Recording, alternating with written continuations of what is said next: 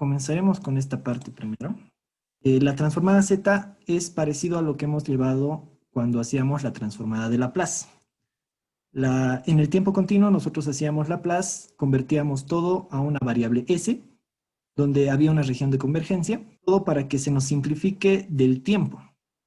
Ahora, como nosotros ahora estamos manejando el tiempo discreto, en 1015 prácticamente siempre vamos a utilizar solo variables discretas o secuencias que van a entrar a nuestro sistema LTI. La transformada Z es similar en el plano complejo, pero con valores discretos donde van a existir valores de Z donde va a converger, donde va a existir la transformada. Entonces, como repaso rápido, la transformada X de Z la vamos a tener como una secuencia de entrada que va a ser X de N y la vamos a multiplicar por Z a la menos N en distintos instantes de tiempo cuando nuestra variable va a ir desde menos infinito hasta infinito. Entonces, Z puede ser real o puede ser compleja, pero la mayoría del tiempo va a ser compleja. Entonces, la podemos dividir en su módulo y su ángulo, como hemos hecho en variable compleja también. Entonces, lo que vamos a tener aquí... A ver, continuamos. Vamos a ver. Entonces, continuando esto, toda esta sumatoria que nosotros estamos haciendo, desde menos infinito hasta infinito, de una secuencia, n, va a converger en una secuencia, en una serie geométrica. ¿Cómo es el tipo de función en la serie geométrica? Va a ser de la siguiente manera. Va a ser una sumatoria que sí va a ser finita, que va a comenzar en A hasta B. Entonces, esto estamos haciendo más o menos para hacer un repaso de cómo tiene que funcionar la transformada Z. Entonces, la serie geométrica va a ser R a la N desde un punto A hasta un punto B, una sumatoria, una entrada discreta. Entonces, esta serie geométrica va a ser R a la A más 1, A más 2, bla, bla, bla, bla, bla, bla, bla, bla, hasta llegar hasta R a la B. Como han debido llevar la mayoría en métodos numéricos, se puede deducir esta fórmula multiplicando toda esta serie por R a la A, restando, y al final nos va a salir una fórmula así. Quiere decir que toda la serie geométrica, toda esta serie geométrica, va a converger en esta fórmula. Hasta aquí, no sé si alguien tiene alguna consulta.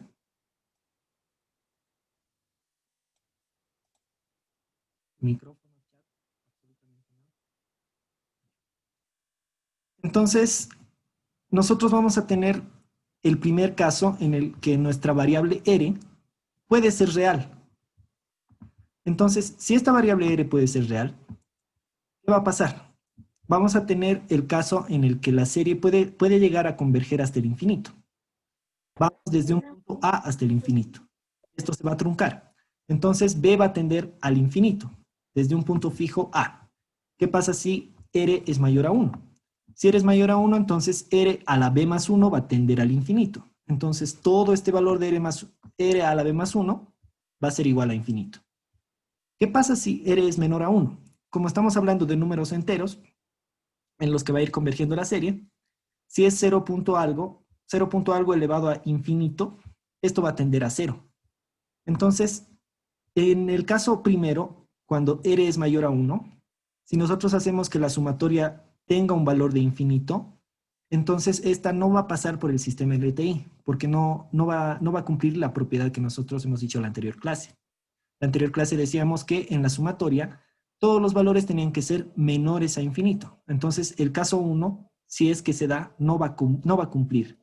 Pero en el caso 2, si R a la B más 1 va a tender a 0. Entonces, toda nuestra sumatoria va a terminar en esta fórmula. R a la A sobre 1 menos R. Donde R va a ser la variable que va a cambiar en nuestra sumatoria, la que vamos a elevar a distintos exponentes. Hasta aquí.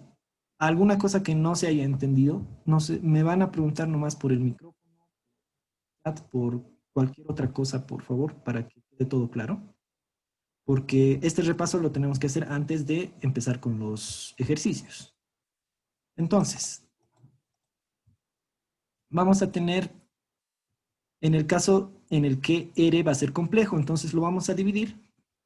Vamos a dividir R en su módulo y en su ángulo. Entonces, también van a pasar los mismos casos. Cuando R tiende al infinito o cuando R tiende a cero. Depende si R, el valor de R va a ser mayor a 1 o menor a 1. Entonces, aquí, en el ángulo, nosotros vamos a tener, esto converge en un círculo trigonométrico, un círculo unitario. El círculo unitario que nosotros vamos a tener complejo va a ser de radio 1. Entonces, hasta acá vamos a tener un radio de 1. Y esto ya es en el plano complejo. Entonces, ¿qué va a pasar? Si R a la B más 1 tiende a infinito, esto se va a hacer como una especie, a ver, vamos a usar otro color. Esto se va a hacer como una especie de espiral. Que va a ir creciendo y va a salirse del círculo trigonométrico, o de nuestro ROC, como creo que le ponen en el libro. Entonces, si sale esto, nunca va a ser estable. Entonces, no tenemos que buscar que el sistema sea inestable. Pero en cambio, cuando este va a tender a cero, puede estar dentro del círculo trigonométrico e ir bajando.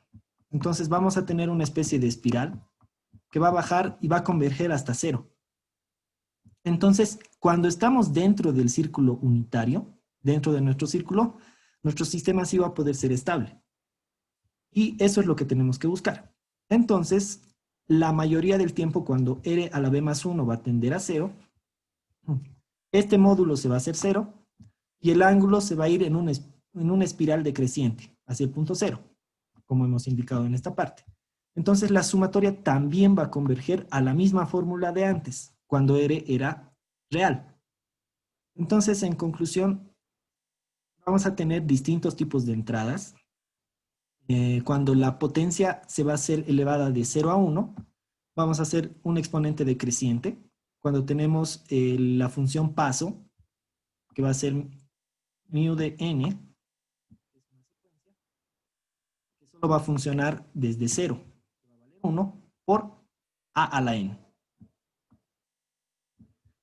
Entonces, lo primero que vamos a tener es que mu de n por a a la n, si a va de 0 a 1, va a ser una exponencial decreciente. Si a tiene un valor fijo, lo único que vamos a hacer es multiplicar la función paso por un número. Entonces, este puede ser 1 o puede ser generalmente a, como dice en el libro del ingeniero. Ahora, si es que a es mayor a 1, esto se va a volver una exponencial creciente. Y es así como se van a tratar nuestras señales, ya sea en el paso unitario, la decreciente exponencial o la creciente exponencial. Y las respuestas que nosotros vamos a tener con el círculo complejo, el ROC va a ser la siguiente. Nosotros podemos ir desde 0 hasta casi A, no va a llegar a A. O en este segundo caso, en el B, en paso unitario, solo va a converger dentro del círculo geométrico, dentro del círculo complejo, perdón. Y en el caso C, cuando sea una exponencial creciente, va a converger en 1, y también va a llegar a casi el valor de A, dependiendo de cuál sea. Entonces, hasta esta parte, no sé si alguien tiene alguna consulta, alguna duda. ¿Qué es el ROC? A ver, ¿Cuál es su definición? la definición del ROC significa el área en el que va a converger la serie, la transformada Z. Por ejemplo, está denotado por el círculo trigonométrico que tiene valor 1, que sería este que tenemos acá. Y también va a ser acotado dependiendo de los valores que tengamos en A. O sea, la mayoría de las funciones las podemos denotar como una serie exponencial, que va a ser A elevado a la n por la función paso, para que sea causal. ¿Se entiende mejor?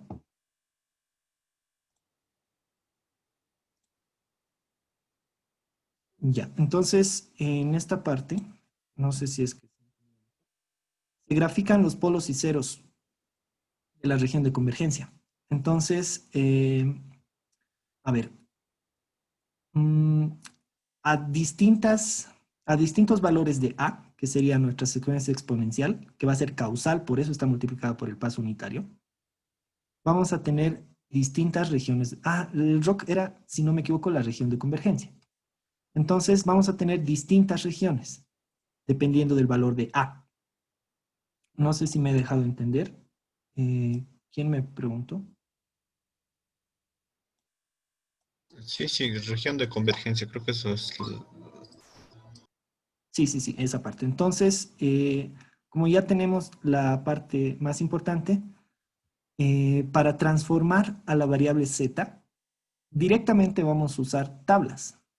Están dos de las deducciones, si no me equivoco, en el libro, de cómo va la transformada z de mu de n, la función paso, hasta el dominio de z, y este más, si no me equivoco, está. Cómo se deduce. Pero como vamos a hacer directamente ejercicios aplicativos, entonces vamos a sacar de la tabla nomás. Me preguntaban del laboratorio. En el laboratorio les pedían la conversión, si no me equivoco, que era de esto. Les pedía el 3 y el 5, si no me equivoco. Les daba dos funciones similares en las que les pedían convolución. Ahora, para convolucionar y la transformada z, solo tenían que llevar a transformada z por tablas, que sería esta y esta, y la convolución en transformada z es la multiplicación directa. Entonces, ahí podríamos ver cómo se realizaba la convolución de una forma más sencilla, directamente en transformada z. No era necesario hacer convolucionar las dos señales, porque nos pedía la transformada z.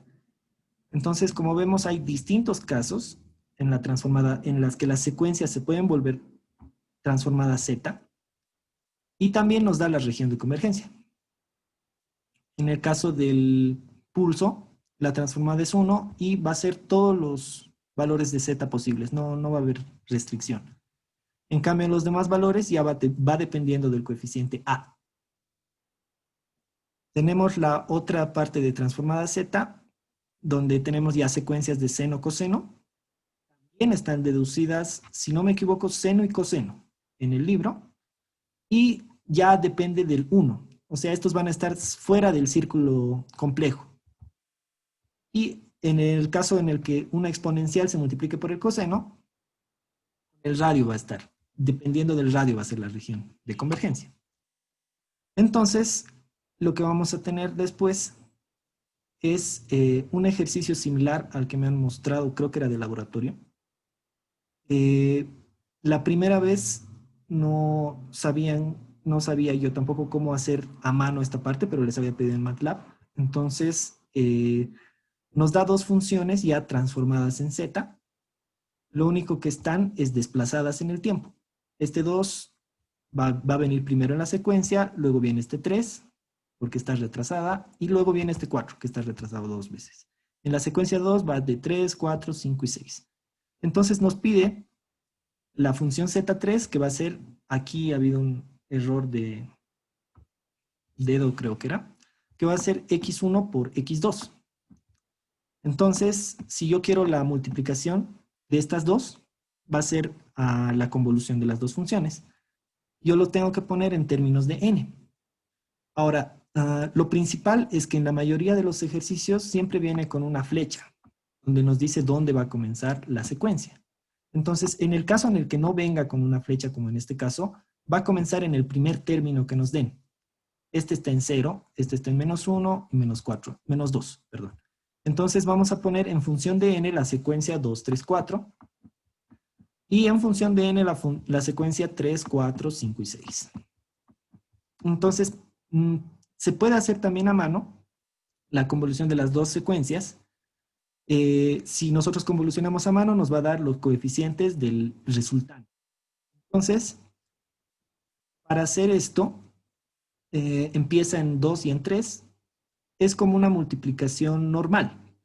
Vamos a tener, primeramente, abajo he puesto el 2, 3, 4 porque se hace más sencillo. Van a salir los mismos valores, no hay problema. Este 2 va a multiplicar al 3, al 4, al 5 y al 6. Entonces, multiplicamos el doble de todos estos valores, 6, 8, 10, 12. En la siguiente columna, el 3 va a multiplicar a los tres valores, Y en la siguiente columna, el 4 va a multiplicar a los 4 valores, perdón. Luego, sumamos estos valores. Lo curioso es que no se va como en la multiplicación de derecha a izquierda, sino se va de izquierda a derecha. Y después de sumar todos estos valores, nos va a salir esto, que sería la convolución de las dos señales. Entonces, para ejecutar esto en MATLAB, lo único que hay que hacer es definir los dos primeros vectores. Va a asumir que empieza con el vector, con el primer valor del vector, o sea, 2 y 3 en el MATLAB, este 2 y este 3. Y la convolución se realiza con el comando conv. Entonces, en ambos casos nos van a salir los mismos coeficientes, haciendo a mano o haciendo en MATLAB.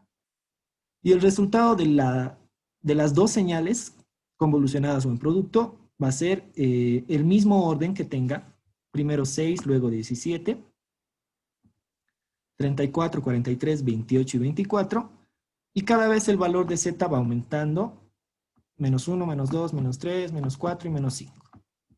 Esta parte, ¿hay alguien que no haya entendido?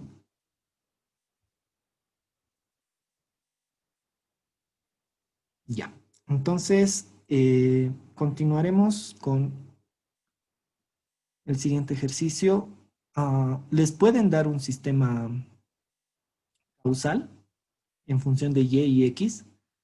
Les van a pedir que lo transformen primero a la función de z.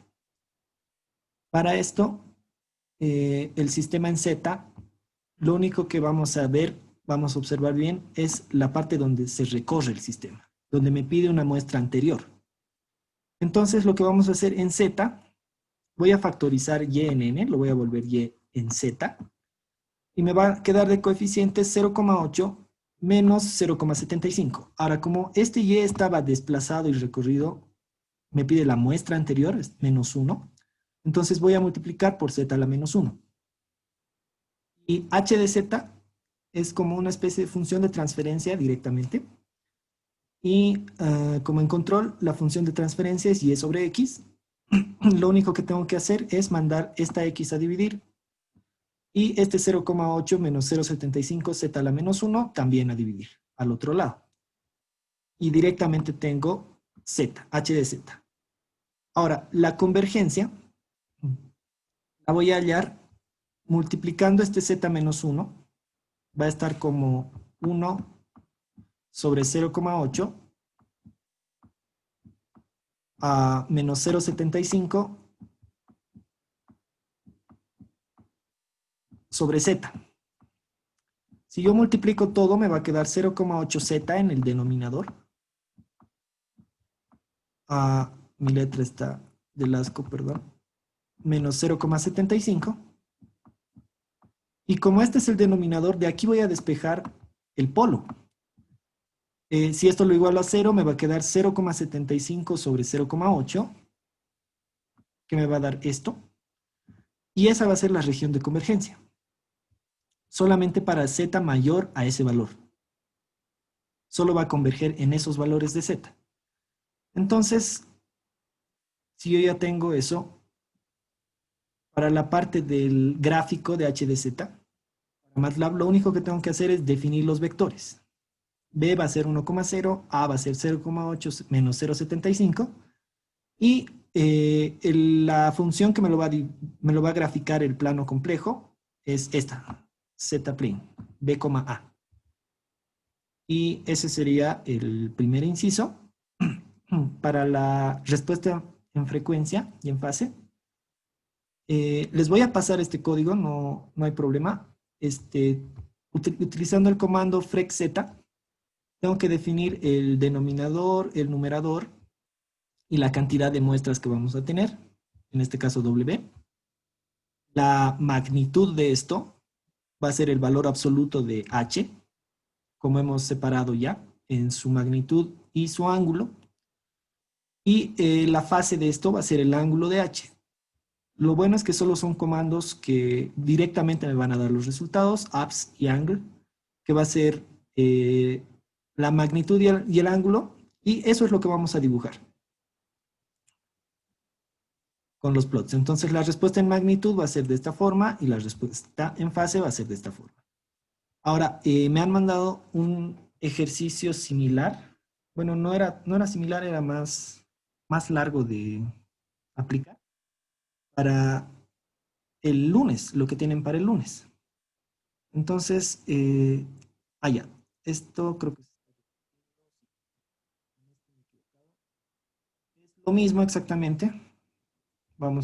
Es otra forma de definir la frecuencia. Lo vamos a dividir en unidades de pi para que se pueda observar todo el cambio. Y después es exactamente lo mismo, la magnitud, valor absoluto de h, la fase, el ángulo que tiene h, y lo mismo, dibujar. Entonces, ahora sí, el ejercicio que tienen de... Ah, no, la respuesta al impulso más me pide ya. Para la respuesta al impulso, si tienes una función h de z, lo único que hay que hacer es hacer la función inversa de z. Hay que invertir esto. Entonces, si yo hago, si yo lo vuelvo de esta forma, de la forma número 3, esta ecuación, lo único que tengo que hacer para que sea similar es que haya un 1 aquí. Entonces voy a multiplicar por 1 sobre 0,8 y voy a dividir entre 1 sobre 0,8. Y ya va a ser de la misma forma. Entonces el coeficiente A se va a volver 0,75 entre 0,8. Aquí tengo otro error de dedo, perdón. 0,75 entre 0,8 elevado a la n por el paso. Entonces directamente por tablas lo estamos volviendo a una secuencia n. Y eso sería la respuesta al impulso, nada más. Ahora sí, perdón. Ahora sí el ejercicio. Ya, este es el ejercicio que les ha pedido. Ahora, la forma de graficar la respuesta en fase de esto va a ser la misma.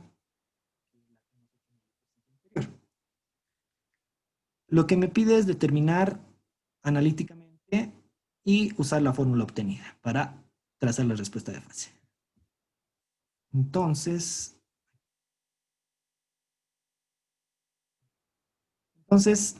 usando la función de MATLAB, FlexZ les va a pedir en MATLAB gráfica.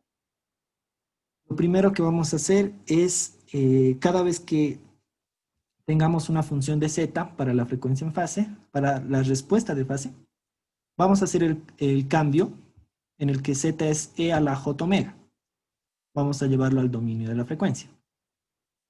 Lo que es más sencillo hacer en estos casos, con esta parte, es tratar de volver a una función trigonométrica.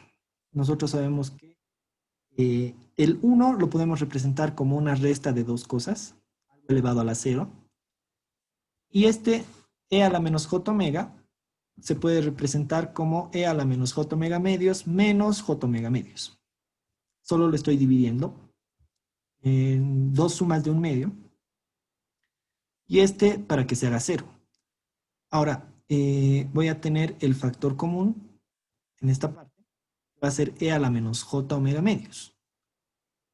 Y por variable compleja, yo tengo que e elevado a un ángulo por el factor imaginario, y j, por un medio, o sea, toda esta parte, me va a resultar coseno del ángulo medios en este caso, debido al cambio de variable que hemos hecho. Entonces me va a resultar como coseno de omega medios por e a la menos j omega medios. Y el elevado a la sexta directamente he esperado para repartirlo al final. Entonces tengo esto y como resultado final me queda el coseno a la sexta de e de omega medios por e a la menos 3j omega. Solo mirando el coeficiente, la función de fase continua va a ser el omega que tiene por el factor. El imaginario no lo tomamos en cuenta. Y si es que omega va a variar de 0 a 2pi, entonces reemplazamos en esta parte 0, 3 por 0, 0. Mi función de fase continua va a variar de 0 a 6pi, reemplazando omega, nada más. Entonces, para esto, para la función, lo más fácil que podemos hacer es repartir esto aquí. 1 más 1 sobre z, todo elevado a la 6. Si yo realizo la suma de la fracción, me va a quedar z más 1 sobre z, todo elevado a la 6. Lo que tengo que hacer en esta parte es hallar polos y ceros. El 0 va a ser con z más 1 elevado a la 6. Mi letra está un asco, perdón. Ya. Ya. Reparto el exponente acá. Y me va a quedar que en el denominador tengo z elevado a la 6, igualado a 0. Por eso tengo 6 polos. Y mis 6 ceros, si yo el z más 1 a la 6 lo igualo a 0, solo voy a tener un 0 en menos 1. Entonces, eso es representando en el plano complejo esta función. Después tengo la respuesta en magnitud y fase. Es de la misma forma que se hacía el anterior ejercicio. Vamos con la parte de MATLAB. La parte de convolución de señales, igual les voy a pasar el MATLAB, el script. Se realice la convolución de dos señales, como en una especie de video para mostrar cómo es en realidad la multiplicación. Lo que hemos hecho ahorita a mano se va a hacer de la siguiente manera. Vamos a borrar pantalla, datos y el botón de pausa que nos va a dar un retardo.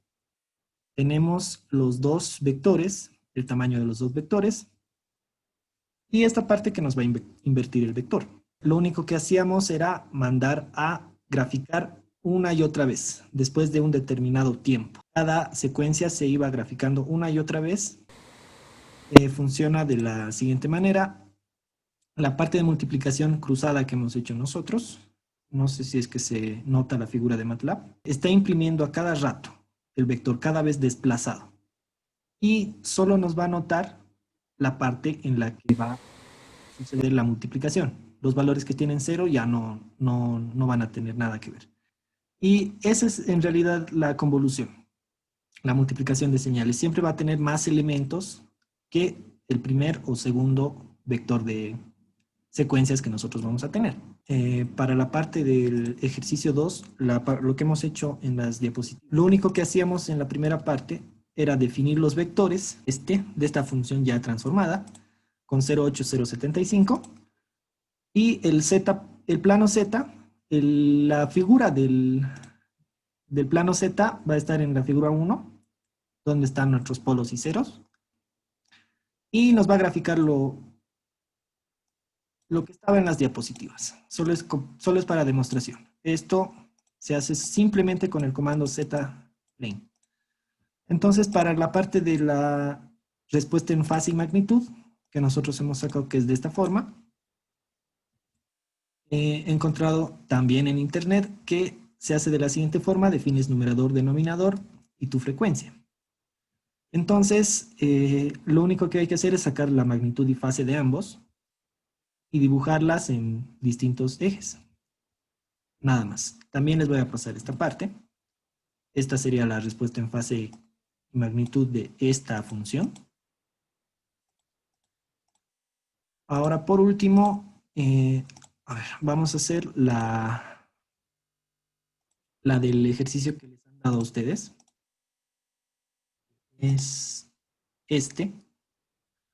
Ahora, como les dije, aquí vamos a tener en el numerador un 1 más z a la menos 1 elevado a la 6.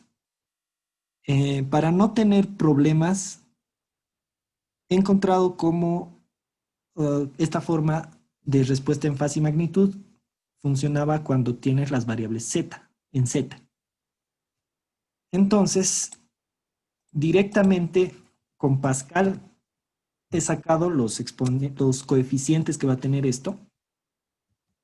Sería 1, 6, 20, 1. Si no me equivoco. Lo vamos a buscar. Entonces tengo aquí 1, 6, 15, 20, 15, 6, 1. Van a ser los coeficientes desarrollados de este vector. Entonces simplemente vamos a poner aquí 1, 6, 15, 20, 15, 6, 1. Y en el denominador que tendríamos 2 elevado a la 6, que es 64. Entonces solo tenemos ese valor en el denominador, no hay más. Y como en el anterior ejercicio, vamos a ponerlo en función de z. Ahora, en el enunciado no especifica si quiere que se muestre la respuesta en fase y magnitud con la función en z o si se quiere con la función que ya hemos desarrollado nosotros. Como está dada prácticamente la función, cómo se programa en la función en z, entonces el problema lo estamos desarrollando como directamente función en z, con el comando que nos ha pedido, el frexz. De la misma forma que el anterior hemos definido nuestro omega, que va a ir de 1 a 100 por pi, para que tengamos nuestra gráfica detallada de principio a fin, qué es lo que va a pasar. Magnitud y fase. Ahora, en esta parte para dibujar es exactamente lo mismo. Desde aquí. Lo que vamos a hacer acá, para que no les diga que se han copiado, es poner directamente en español, ¿no? Es en función de z, directamente la respuesta en fase magnitud. La respuesta en el plano z va a ser como hemos visto acá. Va a ser -1 para el 0 y 6 polos que están ubicados en 0. Esa parte está bien, hemos hecho analíticamente. Y esta es la respuesta en fase que me sale. Directamente en z estamos manejando todas las variables.